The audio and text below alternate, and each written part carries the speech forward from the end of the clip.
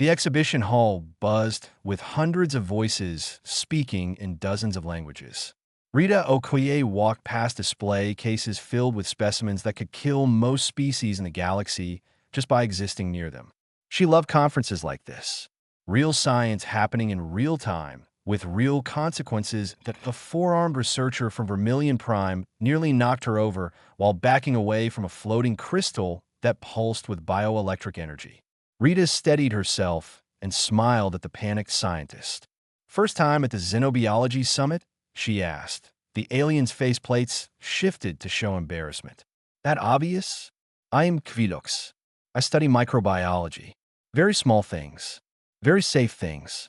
Nothing that explodes or melts skin." Rito left. Rito Okoye. "I study things that do exactly that. Though to be fair, I'm from Earth. We have a different definition of dangerous." Quilox's translator made a worried chirping sound. "Earth, the death world. I read about your planet in school. Used as a cautionary tale about extreme evolutionary pressure." "Sound about right," Rita said. They walked together toward the center of the hall where a large crowd had gathered. Security barriers formed a wide circle around a hovering containment field. Inside floated a cluster of dark purple fruits that seemed to absorb light rather than reflect it. A hologram cycled through warnings in multiple languages. Rita read the one in English. Nightshade Cluster. Origin: Kessex 9. Extreme hazard. Approach restricted to level 9, clearance only. The Extinction Venom, Quilox whispered. They brought actual samples. I thought it would just be images and data. Rita leaned closer to the barrier. The fruits looked remarkably similar to eggplants from Earth, though the coloring reminded her more of the deadly nightshade that grew wild in some regions. She pulled out her datapad and started taking notes. "The compound structure is fascinating," she said, reading the information displayed on the containment field. "See here? It's a glycoalkaloid variant. Similar molecular structure to what we find in tomatoes and potatoes back home." Quilox made a sound like choking. "Your food plants share molecular structures with Extinction Venom." "Well, yeah. We had to breed the poison levels down over thousands of years of agriculture. Wild potatoes can still make you pretty sick. And some people are more sensitive than others." Rita zoomed in on the chemical breakdown. "This is basically capsaicin on steroids mixed with solanine. Nasty combination for most species, I bet." "Nasty?" Quilox's voice went up an octave.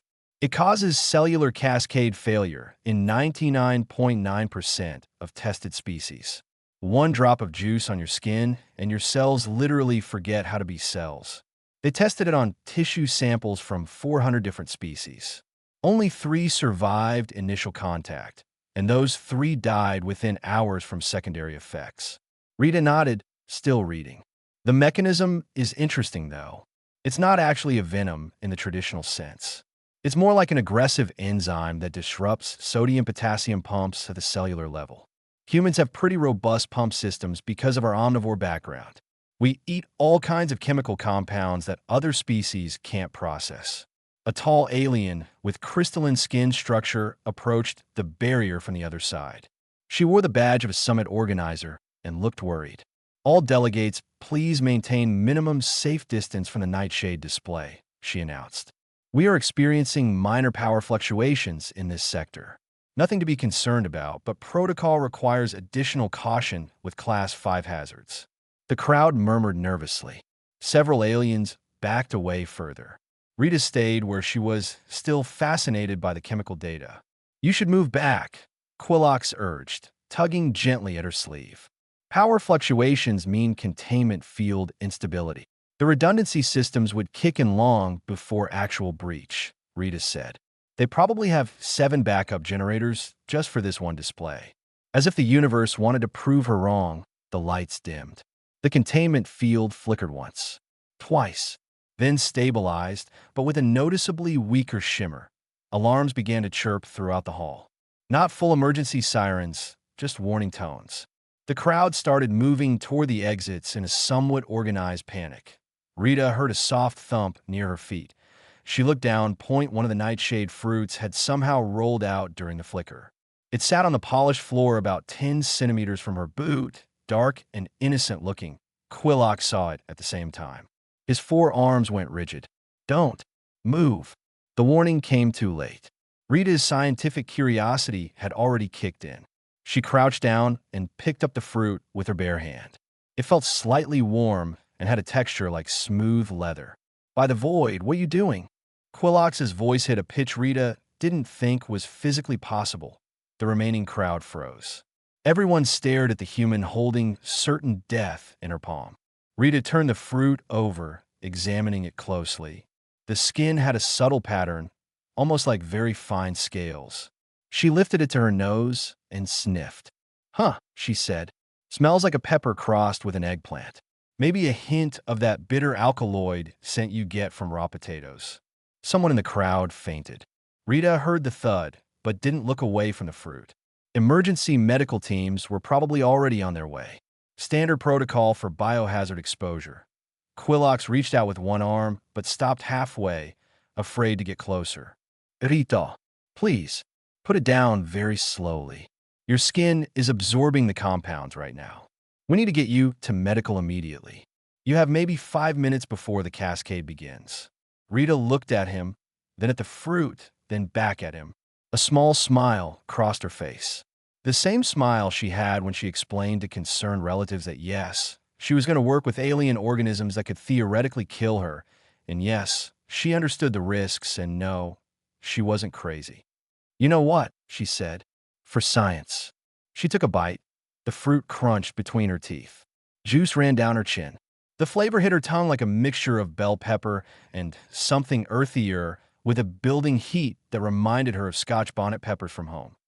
Quillox collapsed. Someone screamed. Alarms that had been chirping suddenly became full emergency sirens. Rita chewed thoughtfully and swallowed. Medical teams swarmed the exhibition hall within 30 seconds. Rita found herself surrounded by scanning equipment and very concerned alien faces. She kept chewing the fruit while they worked, which seemed to make everyone even more panicked. Human female, age approximately 30 standard years, showing no signs of cellular distress. One medic called out, staring at their scanner like it had personally betrayed them. This is impossible. The readings must be wrong. Another medic ran a different scanner over Rita's chest. Cardiovascular system normal. Respiratory system normal. Neural activity normal. Actually, neural activity shows signs of mild pleasure response. She's enjoying it. Rita swallowed the bite and took another one. The heat built nicely on her tongue, reminding her of the pepper soup her grandmother made back in Lagos. Bit spicy. Could use some salt though. Maybe some palm oil. A senior medical officer with silver skin and too many eyes pushed through the crowd. She carried a device that looked expensive and important. Everyone stepped back. I need direct readings. She pointed the device at Rita's face. You, human, what is your current pain level on a scale of 1 to 10? Pain. Rita wiped juice from her chin. Maybe a 2. It's got some kick to it, but nothing worse than eating raw habaneros. Those always made my eyes water more than this does. The medical officer's translator stuttered before rendering the response. You consume habaneros. Intentionally. For pleasure. Sure. Lots of humans do. We put hot peppers in all kinds of food. Some people grow them as a hobby. There are competitions to see who can eat the hottest ones. Rita noticed Quillox being tended to by another medical team. He had regained consciousness, but looked like he wished he hadn't. Is my friend okay? He fainted from stress, a medic reported. No physical injury. Severe psychological shock. Rita felt a little bad about that. She probably should have warned him first. But in her defense, she hadn't really planned to eat the fruit. The opportunity had just presented itself, and her scientific curiosity had taken over. Plus, she had been pretty sure she would survive. Pretty sure accounted for something in xenobiology. The silver medical officer ran her scanner over Rita again, and one more time, just to be certain.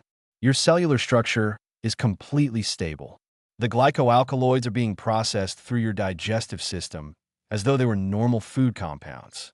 Your liver is breaking them down efficiently. Your kidneys are filtering the byproducts without stress. This should not be possible. Earth biology, Rita said with a shrug. We evolved eating things that tried to kill us. Made us really good at not dying from plant toxins. A new group arrived, this time wearing official summit committee badges. The lead official was a Tethranian with green skin and a very impressive mustache situation. He looked at Rita, then at the half-eaten fruit in her hand, then back at Rita. Dr. Okoye, he said slowly, are you aware that you just consumed what is classified as a Class 5 extinction-level biohazard? I'm now, Rita said. To be fair, the containment field failed and the fruit was just sitting there on the floor. I figured someone should secure it before it became a bigger problem. Secure it, the official repeated. You secured it by eating it. Seemed like the safest option at the time. The official made a sound that the translator couldn't quite interpret, but was probably the Tethranian equivalent of a very long sigh. You have created an intergalactic incident. The news networks have already picked up the story. Half the delegates think you're suicidal. The other half think you're lying about being human and are actually some kind of bioweapon in disguise. Rita took another bite of the fruit. I'm just a xenobiologist doing field research. Very direct field research, granted, but still. Quilox had recovered enough to approach, though he kept a careful distance. Rita, why? Just why would you do that? Scientific curiosity mostly, Rita admitted. Also, I grew up eating things that other people warned me would kill me. My grandmother fed me cassava, which is natural cyanide compounds. My aunt made this pepper soup so hot that guests would cry. I survived Nigerian street food, which is its own form of biological warfare. This fruit, she held it up. This is basically a slightly spicy vegetable from my perspective. Slightly spicy, Quilox repeated, sounding dazed. It liquefies organs in most species. Most species didn't evolve on Earth. Rita finished the fruit and looked around. Is there somewhere I can wash my hands? The juice is getting sticky. The medical officer who had been scanning her stepped closer.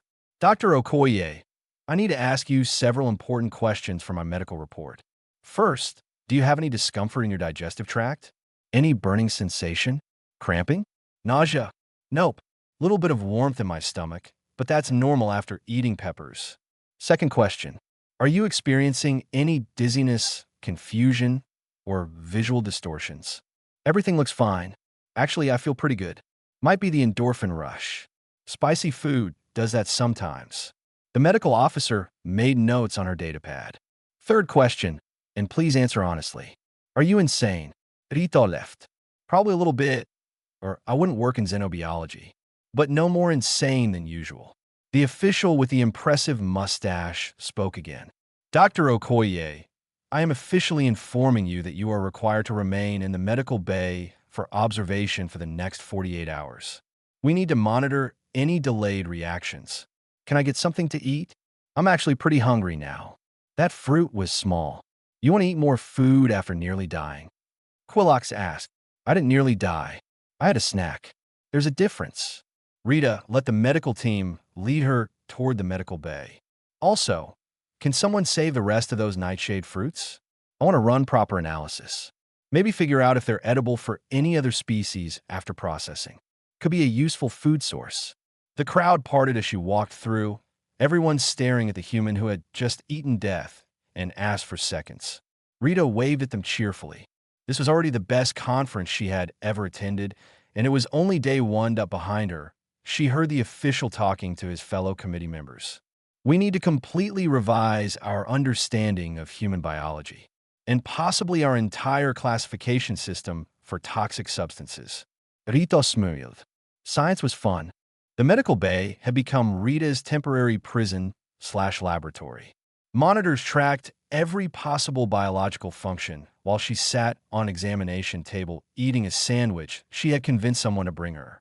Outside the transparent walls, she could see delegates gathering in small groups, pointing at her and talking in worried tones. Dr.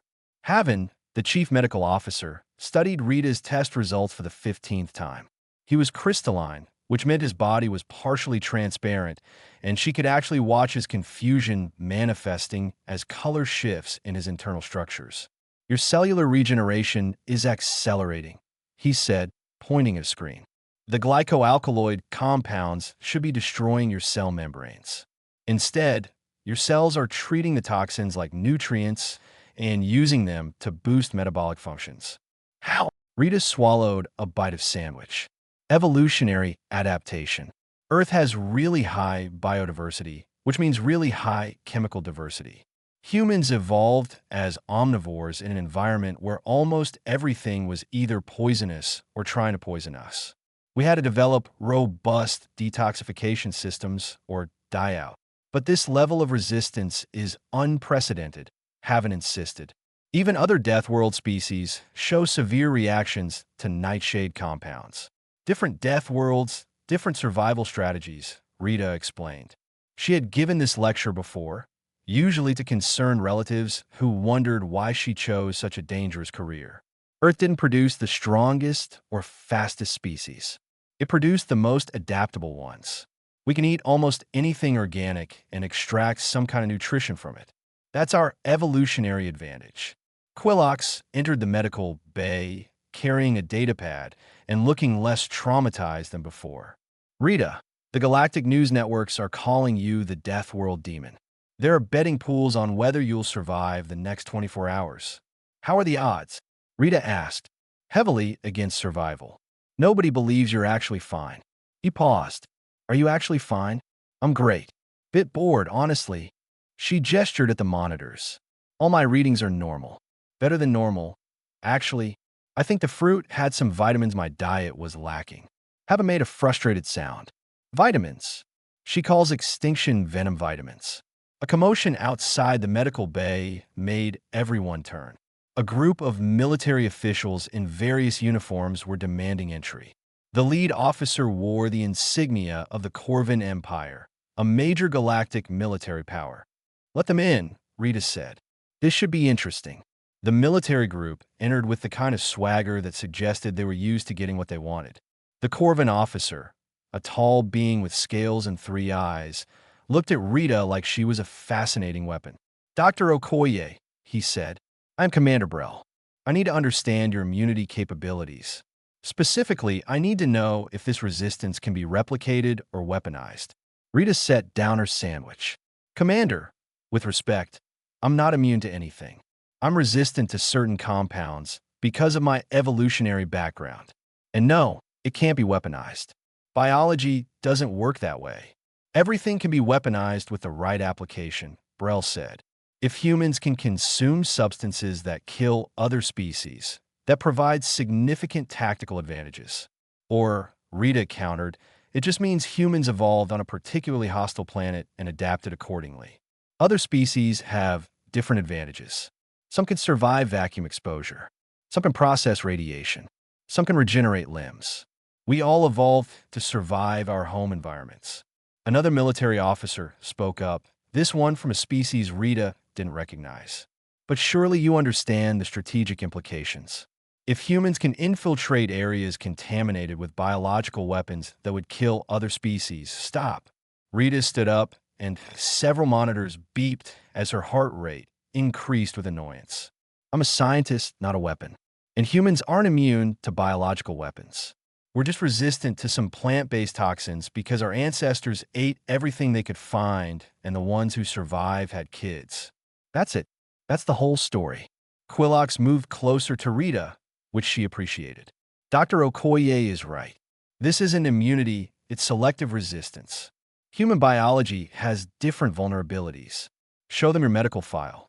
Rita nodded and pulled up her records on the main screen. See these? Humans are extremely vulnerable to certain metals. Lead poisoning, mercury poisoning. We're also susceptible to fungal infections that other species shrug off. We can't process antifreeze like some Cold World species. We die from decompression like everyone else. Our radiation resistance is minimal compared to species from high radiation worlds. We're not super soldiers. We're just adapted to Earth's specific challenges. She pulled up another screen showing Earth's biodiversity. This is why we can eat nightshade fruit. Our planet has nightshade plants, and tomatoes, and potatoes, and chili peppers, and hundreds of other plants that produce chemical defenses. We spent millions of years learning to eat them anyway because food was scarce and we needed calories. Natural selection did the rest. Commander Brell studied the data, his three eyes moving independently across the screens. So, this ability is specific to Earth-based toxins? Mostly, yeah, though the principles apply broadly to similar compounds. Alkaloids, glycosides, capsaicinoids. Stuff that interferes with cellular processes in specific ways. My body recognizes them and processes them efficiently. But throw a silicon-based toxin at me, or something that works on quantum cellular mechanics, and I die just as fast as you would. The military officers exchanged glances. Rita could see their interest waning now that she wasn't a potential superweapon. Good. She had work to do and didn't need to be recruited into military research. However, she continued, if you're interested in legitimate scientific collaboration, I'd be happy to discuss comparative toxicology studies. Understanding different species' resistance patterns could help develop better medical treatments and agricultural systems. That's actual useful science, not weapons development. Brell considered this. The Empire would be interested in such research. For defensive purposes. Everything is defensive when you're the one saying it, Rita muttered but nodded. Fine. Send me a proposal through proper scientific channels. No military applications. Pure research only. The military group left, looking disappointed but not entirely empty-handed. Quillox waited until they were gone before speaking. You handle that well, he said, though I think you offended Commander Brell. Good. People who see other beings as potential weapons need to be offended more often. Rita sat back down and picked up her sandwich. Now, can we please talk about actual science? I want to analyze the rest of those fruits. Haven's colors shifted to something that looked like resignation mixed with curiosity. Fine. But you're doing it here where I can monitor you. And if you start showing any delayed symptoms, I'm putting you in stasis immediately. Deal. Rita grinned. This is going to be the best research paper ever written. Rita spent the next 6 hours running analysis on the nightshade fruits, while half the scientific community watched through the medical bay windows like she was performing surgery on herself. Quillox helped with the technical equipment, though he insisted on wearing 3 layers of protective gear despite Rita pointing out repeatedly that the fruit wasn't dangerous to her. Just because it doesn't kill you doesn't mean I want to find out what it does to me, he said, carefully placing a fruit sample under the molecular scanner. Some of us prefer our cells to remain cells. Fair point. Rita studied the readout. Look at this. The compound structure varies slightly between individual fruits, almost like different pepper varieties. Some are hotter than others. This one here has maybe 30% more glycoalkaloids than the one I ate. So you ate the mild version of Extinction Venom, Quillox said. How reassuring. A notification chimed on the medical bay's communication panel. Dr. Haven answered it, listened for a moment, and his colors shifted to alarm orange. There's an emergency situation, he announced. The summit is receiving a distress call from Haven's Edge Colony. The message is being broadcast on all channels. Rita and Quillox moved to the main screen as the transmission came through. A Fellings administrator appeared, her fur standing on end with stress. This is Haven's Edge Colony requesting immediate evacuation assistance. 6 hours ago, a cargo container broke open in our storage district. The contents have been identified as weaponized nightshade spores, likely from a forgotten conflict centuries ago. The spores are spreading through our atmosphere. Our environmental shields are failing. We have 847 colonists from 12 different species. All of them will die if exposed to the concentration levels we're reading. The transmission showed images of purple clouds spreading through the colony streets.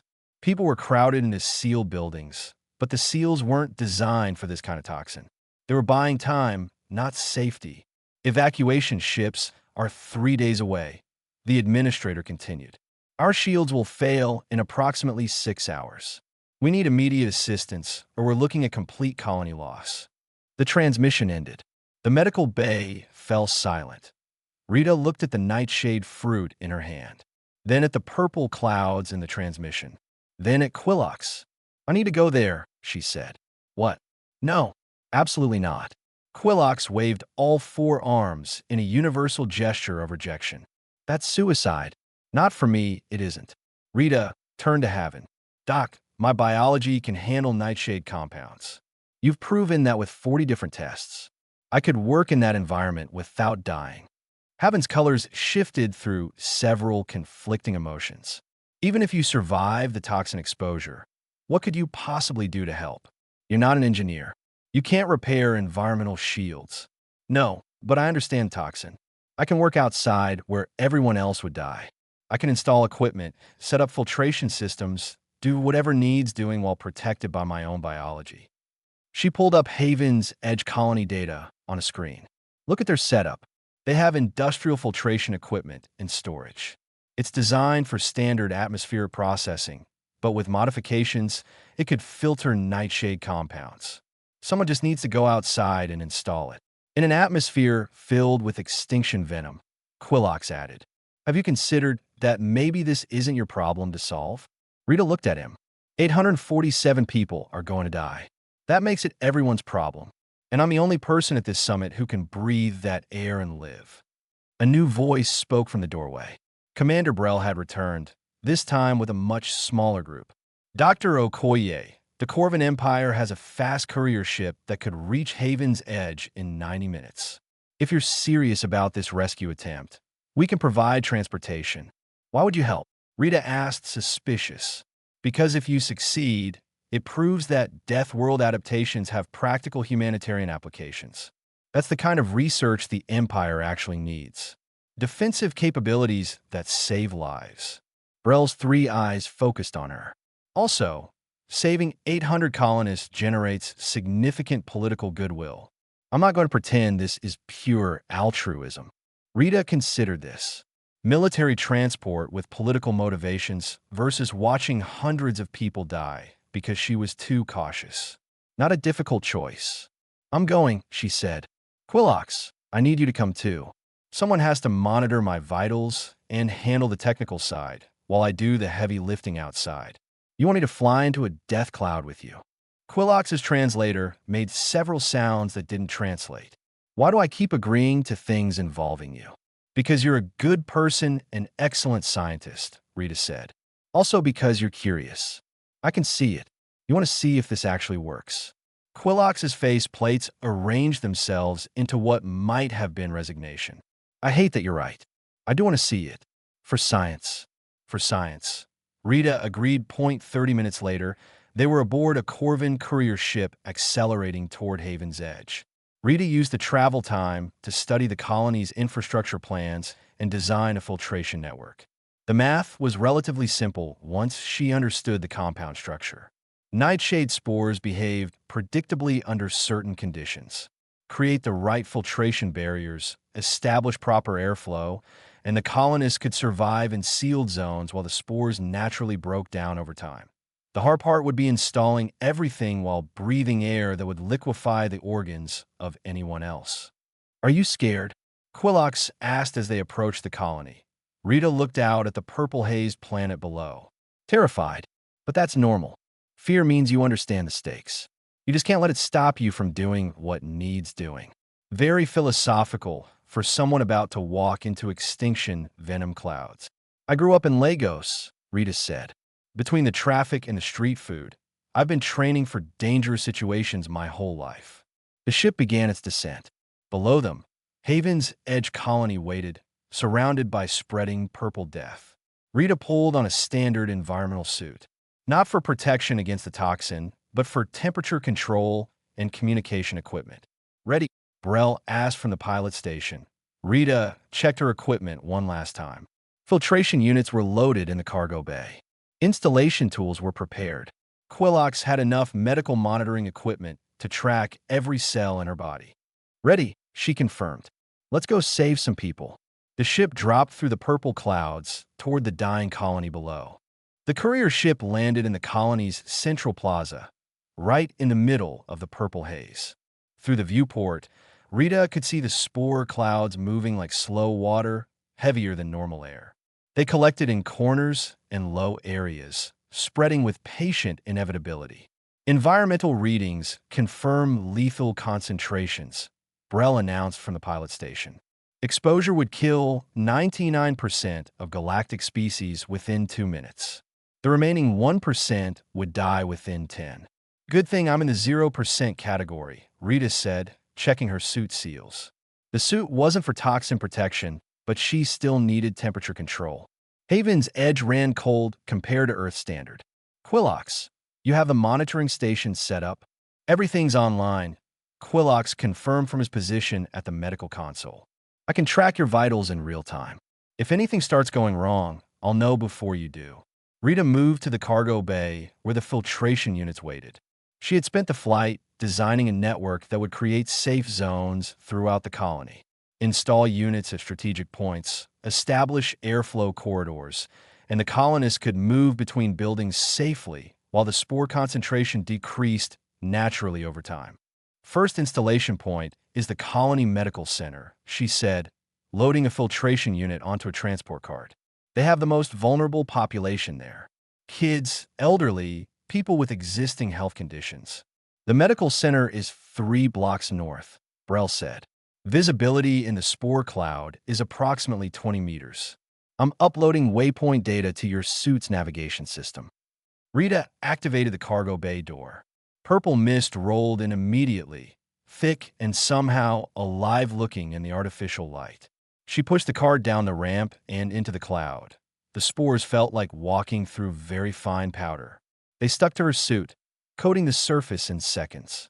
Through her helmet, she could see them trying to find entry points, drawn to any gap or seal.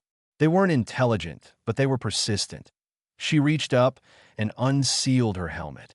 Rita, what are you doing? Quillox's voice came through her suit's communication system, high and worried. Testing a theory, she said as purple mist swirled around her face. She took a breath. The spores tasted like the fruit had, slightly bitter with that building heat. Her lungs processed them without complaint. Yeah, same compounds as the fruit, just airborne. My respiratory system is filtering them out naturally. That's insane, Quillox said. You're breathing extinction. I'm breathing processed plant matter. There's a difference. Rita started pushing the cart toward the medical center. The navigation system painted a path through the purple haze.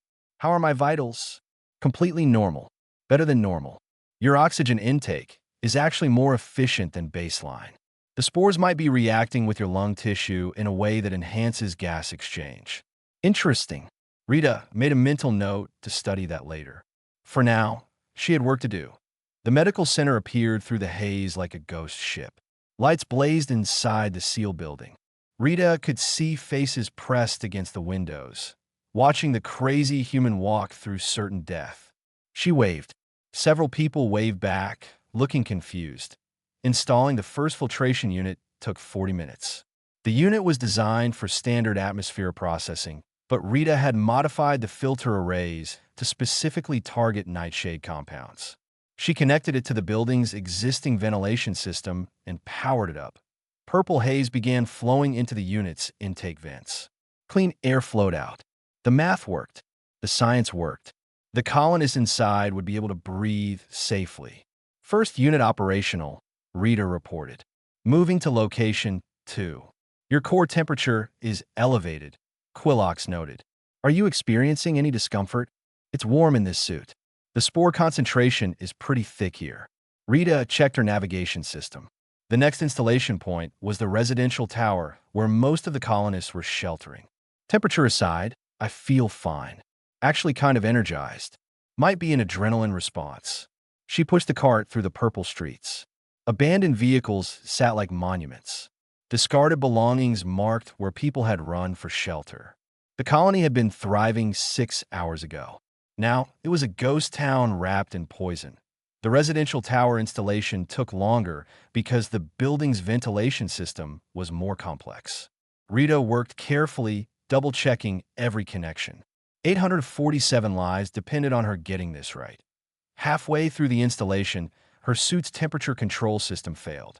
Warning lights flashed inside her helmet. The heat from her body, combined with the ambient spore density, had overloaded the cooling system. Suit failure, she reported. Temperature control is offline. Abort the installation, Quillox said immediately. Return to the ship. Negative. I'm almost done here. Rita kept working, sweat running down her face. The suit's interior temperature climbed rapidly. How much time until the residential tower shields fail? 90 minutes, Brell answered. Then I'm finishing this. Rita connected the final power coupling. The filtration unit hummed to life. Clean air began flowing into the building. Unit 2 operational. Moving to location 3. Rita, your core temperature is approaching dangerous levels, Quillox warned. The suit is no longer protecting you. It's cooking you. Then I'll take it off. Rita found a relatively clear area and started unsealing the suit. The spores aren't hurting me. The suit is. You cannot work in just your base clothing in that environment. Watch me. Rita stepped out of the suit wearing just her Summit Conference outfit, a practical shirt and pants combo.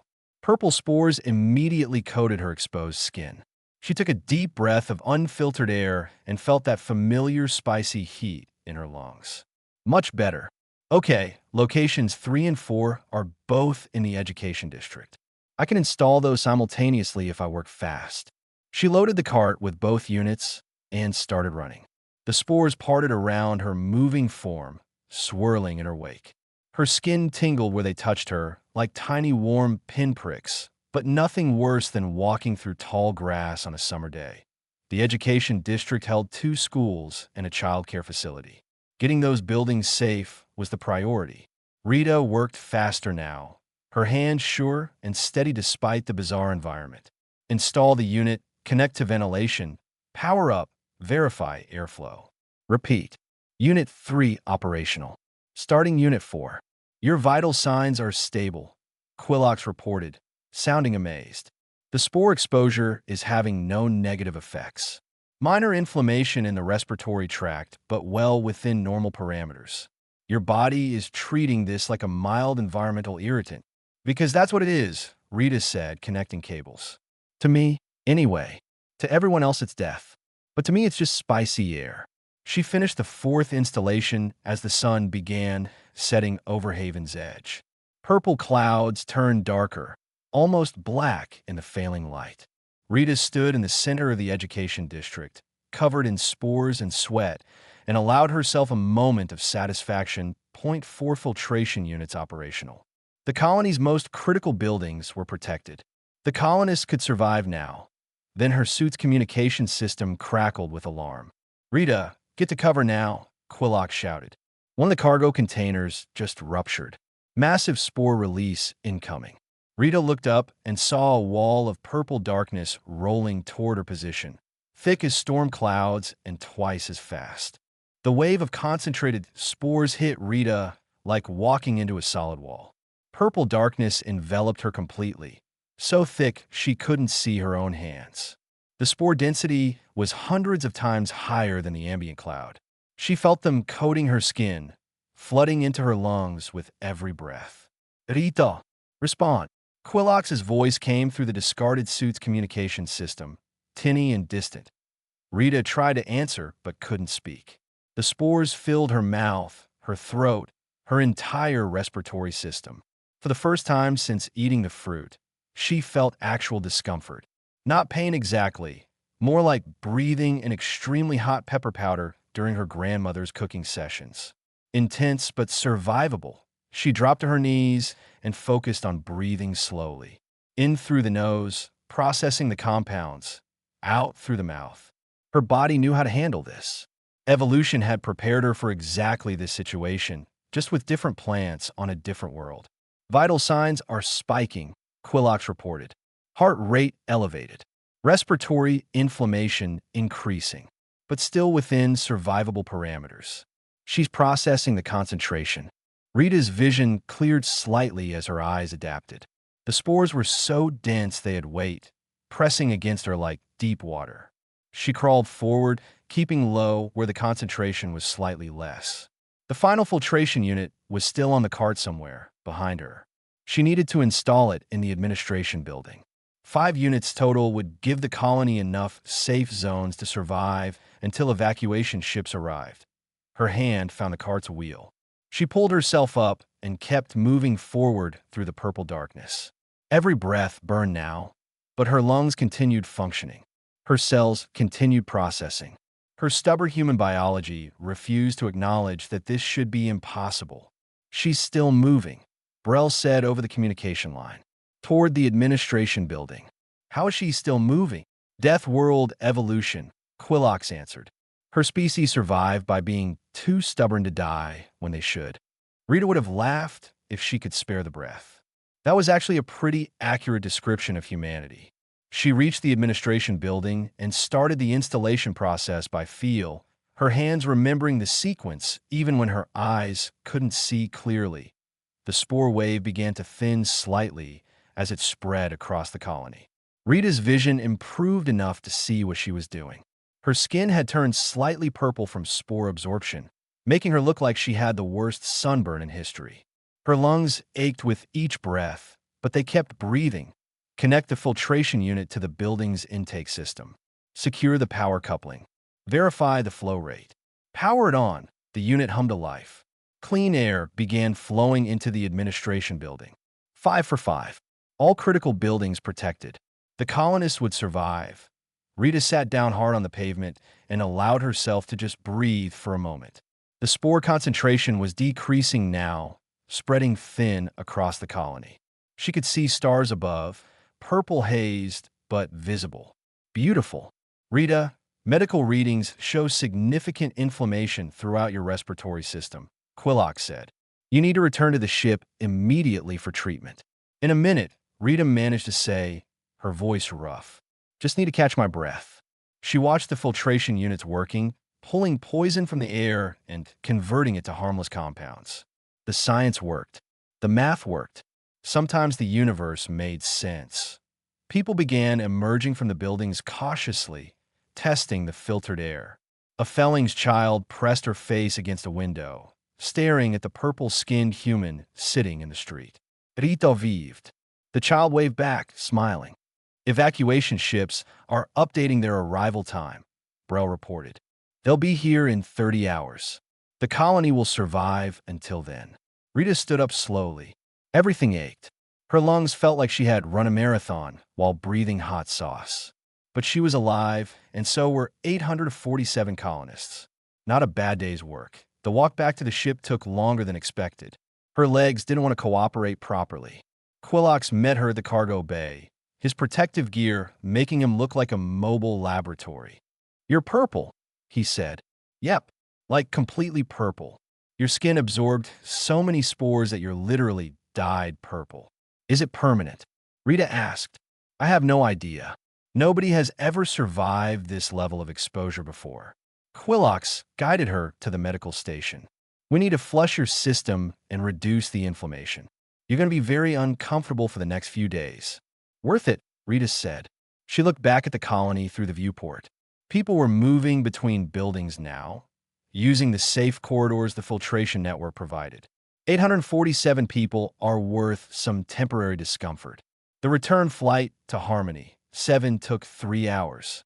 Rita spent most of it in medical treatment, while Quillox worked to counteract the inflammation. Her skin slowly returned to normal coloring, though she kept a faint purple tint that might or might not be permanent. You're going to be famous, Quillox said while running another scan. The human who walked through extinction and lived. They're already writing articles. I just did science, Rita protested. Applied xenobiology with a practical focus. You breathed death for 2 hours and saved a colony. That's a bit more than standard science. Back at Harmony, 7, Rita found herself mobbed by researchers, officials, and journalists.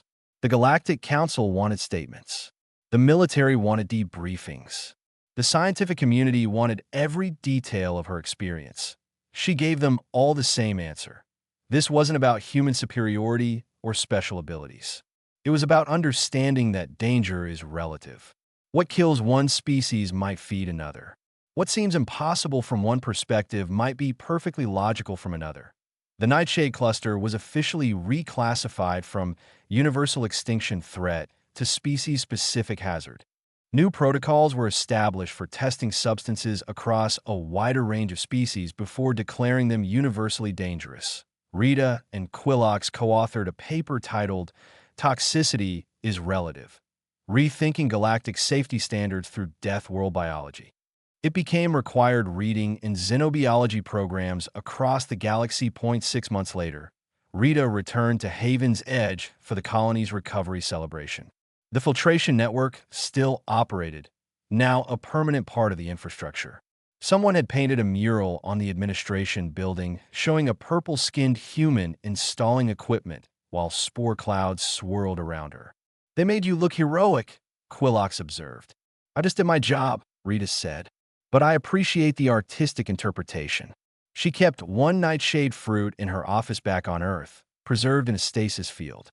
Sometimes during stressful meetings, she would look at it and remember walking through purple darkness, breathing poison, and proving that impossible just meant nobody had tried hard enough yet. Her grandmother would have approved. After all, she had always said that Nigerian grandchildren were too stubborn to let a little thing like death stop them from doing what needed to be done. Rita figured that applied to most humans, really. They just needed the right motivation and the right situation. Like everything else in xenobiology, it was all about adaptation, perspective, and refusing to accept limitations just because someone said they existed. She took a bite of a fresh pepper from her desk garden and smiled. Some things were universal: curiosity, stubbornness, and the willingness to eat things that probably shouldn't be eaten. That was science. That was humanity. That was enough.